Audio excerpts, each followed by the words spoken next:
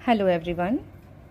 आज की ये वीडियो बहुत ही इम्पॉर्टेंट है आपके लिए, क्योंकि ये वीडियो है कि आप सीटेट एग्ज़ाम में कौन सी भाषा को चुनेंगे। हर बार ऐसा होता है कि इस वजह से आपका रिज़ल्ट होते होते रुक जाता है।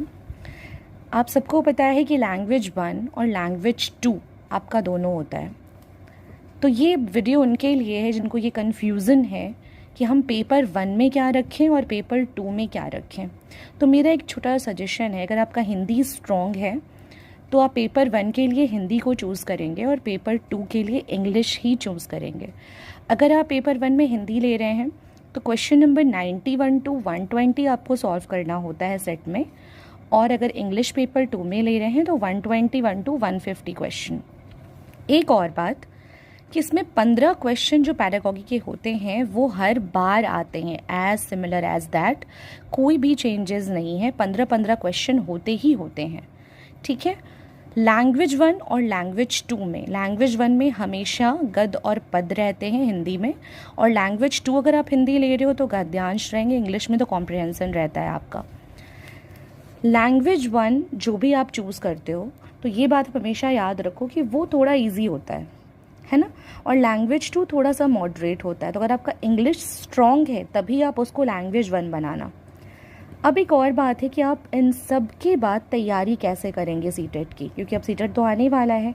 अप्रैल में उसका नोटिफिकेशन आ जाएगा। अभी जहाँ तक आप जान रहे हो कि अप्रैल मिड आने वाला है, तो मुश्किल से हमारे पास बहुत कम दिन बचे हैं सीटेट की तैयारी करने के लिए। जुलाई में हमारा पेपर है। एनसीईआरटी का जो पेपर 2 अगर आप दे रहे हो सीटेट का इस बार, तो एनसीईआरटी का 6 to 8 का बुक आप प्लीज़ सॉल्व करना शुरू कर दो, याद करना शुरू कर दो, लाइन बाय लाइन पढ़ना शुरू कर दो। बस तो मैं वीडियोस डालूंगी ही। अगर आप पेपर 1 के लिए प्रिपेयर कर रहे हो तो ईवीएस के लिए आपको, उसके लिए भी आपको एनसीईआरटी ही ले रहा है 1 to 5 क्लास के लिए। और एक सबसे बड़ी बात कि ये जो PYQs है ना, ये रामबाण है, इसको आप बिल्कुल नहीं भूलना। प्रीवियस ईयर क्वेश्चंस आपको बनाने ही बनाने हैं। एनसीईआरटी वो सिलेबस है जिसके ज़रिए हम इसको सॉल्व करेंगे।